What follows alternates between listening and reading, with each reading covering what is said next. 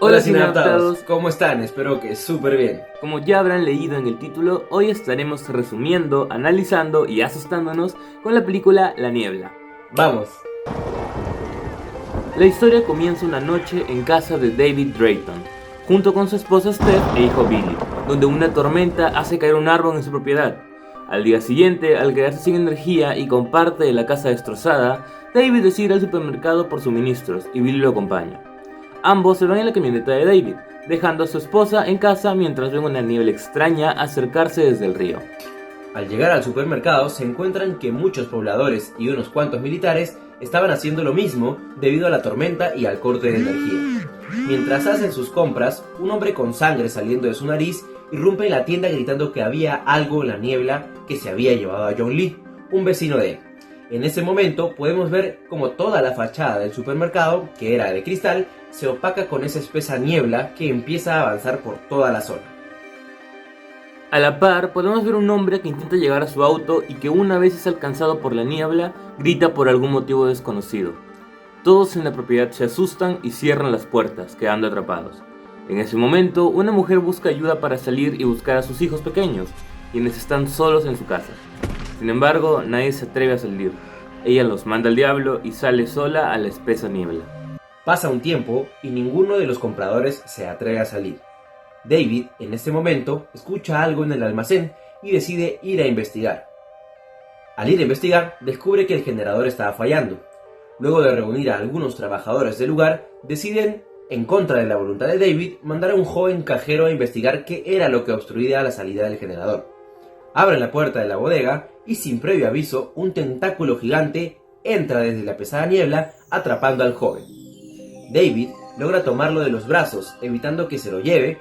Sin embargo, los tentáculos empiezan a aparecer y a separarse en el medio, mostrando púas ventosas que hieren al cajero, terminando por llevárselo a pesar de los intentos de David por salvarlo. Mientras esto sucede, uno de los trabajadores logra prender el generador de nuevo y cerrar la puerta de la bodega, mientras que David con un hacha de emergencia amputa parte de un tentáculo a la misteriosa criatura que terminó por replegarse en la niebla. David, enojado, pelea con dos de los trabajadores que se quedaron en shock y no hicieron nada. Luego de esto, sale con el resto de los pobladores y les comenta la verdad respecto al cajero asesinado. Los pobladores se dividen entre si creerle o no, puesto que el tentáculo mutilado se disolvió, dejándolos sin pruebas, y entre la incredulidad y la duda deciden seguir el liderazgo de David. Todos, con algo de miedo e inseguridad, colocan los sacos de comida para perro en la vidriera del supermercado y usan trapeadores rociados de gasolina como antorchas. Mientras siguen con la preparación defensiva, un grupo de escépticos deciden salir a pesar de las advertencias de David, quien, al no poder detenerlos, le pide a uno de ellos amarrarse a una soga a la cintura y saber la cantidad de metros que puede salir sin ser atacado. Este aprueba la idea, y una vez salen y se pierden en la espesa niebla, David y el resto esperan con la cuerda en la mano, cuando de repente la cuerda es jalada con brusquedad a una larga distancia para luego ser levantada por los aires. David y el resto intentan sostener la cuerda lo más fuerte que pueden hasta que ésta pierde su tensión y hace caer a todos. Una vez se recomponen, atraen la cuerda hacia ellos y esta se torna roja por sangre. Siguen enrollando la cuerda hasta que la cintura cercenada del hombre aparece en las orillas de la puerta del supermercado. En ese momento todos se asustan y la señora Carmody, una mujer extremadamente religiosa que ya había asustado a algunos pobladores, aprovecha el miedo y gana más seguidores de su teoría de que Dios mandó a estas criaturas para acabar con el mundo por culpa del pecado del hombre. Al anochecer, los sobrevivientes están cenando cuando muchas criaturas parecidas a avispas gigantes aparecen en la vidriería del supermercado, aparentemente atraídas por la luz de las linternas. Las avispas no atacan directamente. Sin embargo, otras criaturas voladoras con apariencia de mini dragones, perro murciélagos con 4 alas, unas criaturas bastante raras, empiezan a comérselas y estas, al intentar escapar, terminan por romper el cuadrante de vidrio, permitiendo su ingreso al lugar. Asustados, todos corren por sus vidas, pues las avispas y un par de mini dragones logran entrar al supermercado. Los pobladores son atacados mientras que David y otros trabajadores del lugar atacan y matan a las criaturas depredadoras con fuego y golpes contundentes, además de disparos de un revólver que Amanda, mano derecha de David desde que llegó a la niebla, tendría por seguridad. Además, durante el ataque, una avispa se posa en el pecho de la religiosa Carmody, Sin embargo, esta no es atacada, generando así más sospechas entre la gente de seguir o no a la supuesta profeta de Dios. Mientras logran tapar el hueco de la vidriera, atienden a los heridos y recogen a los muertos.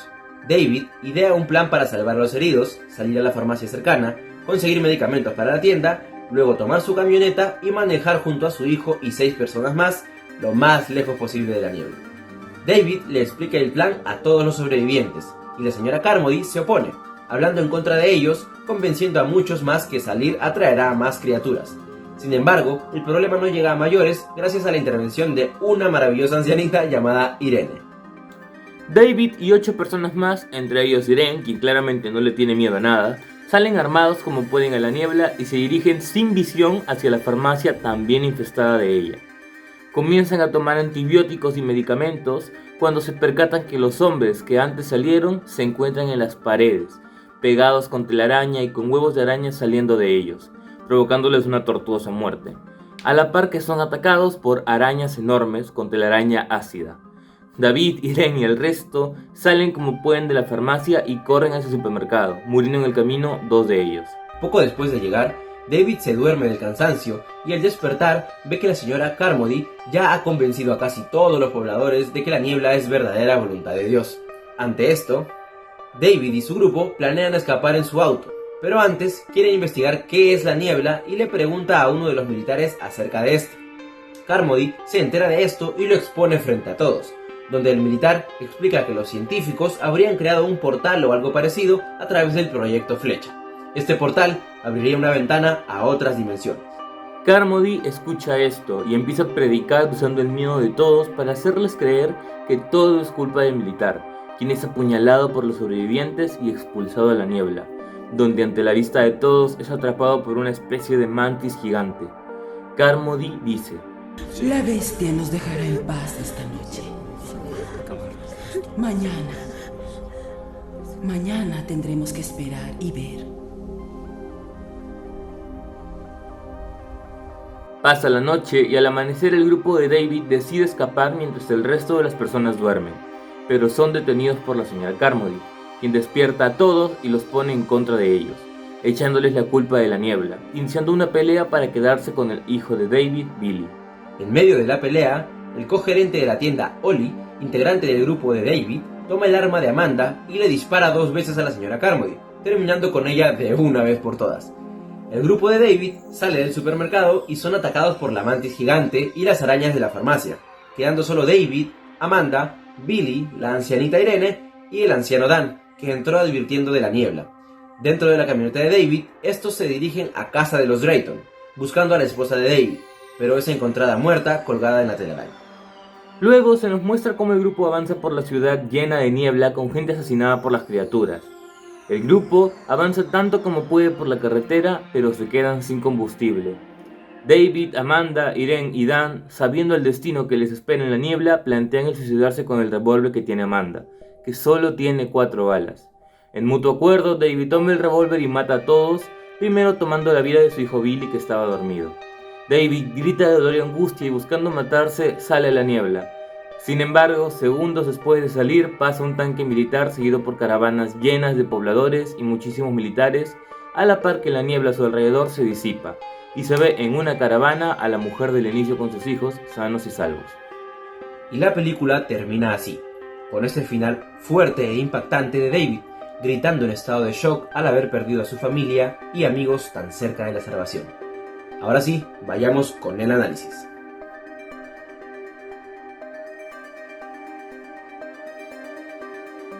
La niebla es originalmente un libro de terror publicado por Stephen King, un hombre conocido por sus famosas novelas de este género, tales como El Resplandor, It el payaso, Carrie, entre otras. Este escritor es muy bueno sabiendo llevar al lector entre el miedo, la falsa sensación de seguridad y el suspenso, y La niebla no sería la excepción. Pese a que la novela está categorizada como novela corta, el libro plasma muy bien a los personajes y les da una buena base que se terminó utilizando para generar el guión de los personajes que los actores interpretaron. Algo que sí queremos resaltar es que no se puede ver una gran reacción de parte de David ante la muerte de su esposa en la película. Sin embargo, entendemos que esto es debido a 2 cosas. Primero, la propia personalidad del personaje de David, que siempre busca dar la iniciativa y no llorar sobre la leche derramada. Él tiene un problema y desea solucionarlo. En segundo lugar, al tener esta base del personaje en el libro bien planteada pero no desarrollada, comprendemos que algunos huecos de guión se puedan haber filtrado a la versión final del largometraje. Sin embargo, es completamente rebasado a las increíbles interpretaciones de Thomas Jane.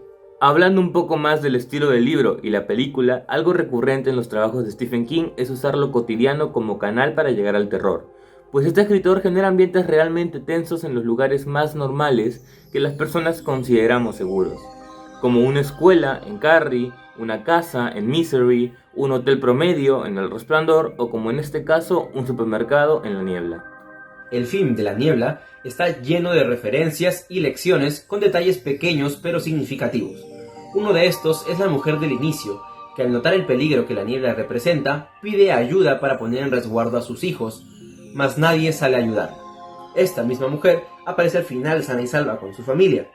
Esto indicaría que de haberla ayudado o al menos salir con ella, probablemente habrían salido ilesos, salvándose del destino que sufrieron los protagonistas. En otro momento de la película en el que la señora Carmody culpa al militar de los monstruos y es asesinado, se puede relacionar con la obra Fuente Ovejuna, pues no es una persona en particular la que apuñala o destierra al militar, en cambio son todos los sobrevivientes, pues esa era la voluntad que el pueblo tenía. Y es aquí donde podemos meter una escena donde el grupo de David habla de la señora Carmody y su accionar. Estos conversan acerca de cómo funcionamos los humanos, al no haber reglas ni inhibiciones que nos prohíban actuar por nuestros más bajos instintos. Ellos hablan acerca de cómo la señora Carmody usa a la gente para direccionar su miedo hacia lo que ella quiere que suceda. Y es en este momento que Ollie menciona: pon más de 2 en una habitación y tendrán razones para matarse el uno al otro. ¿Por qué crees que se inventó la política y la religión? Y así llegamos a nuestro siguiente punto: el uso de la religión dentro de la película. Algo que podemos ver crecer exponencialmente es el poder social que va ganando la señora Carmody conforme más sucesos ocurran dentro del supermercado. Al inicio, ella es tomada como una loca que ve a Dios como un ser sanguinario, cargado de ira y venganza.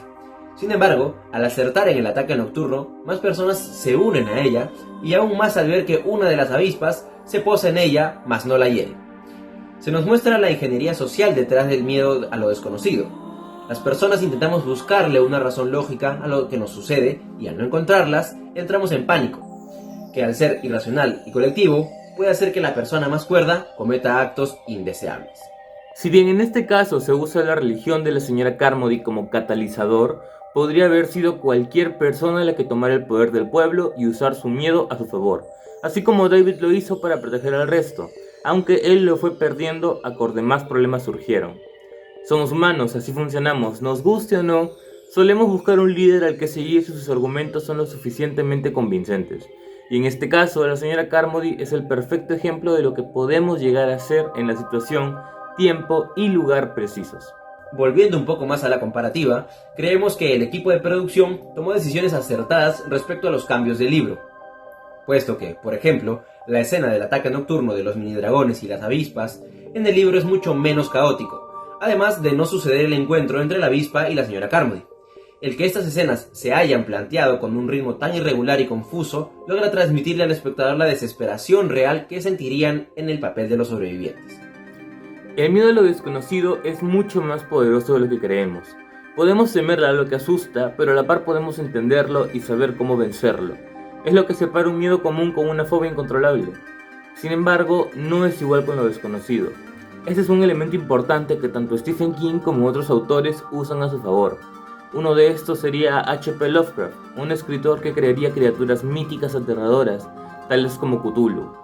Lovecraft usa el terror a lo desconocido, a lo que no podemos comprender, no necesariamente porque no tengamos la información, sino que él expone que los humanos somos seres tan minúsculos e insignificantes que no nos encontramos en el plano necesario para la comprensión.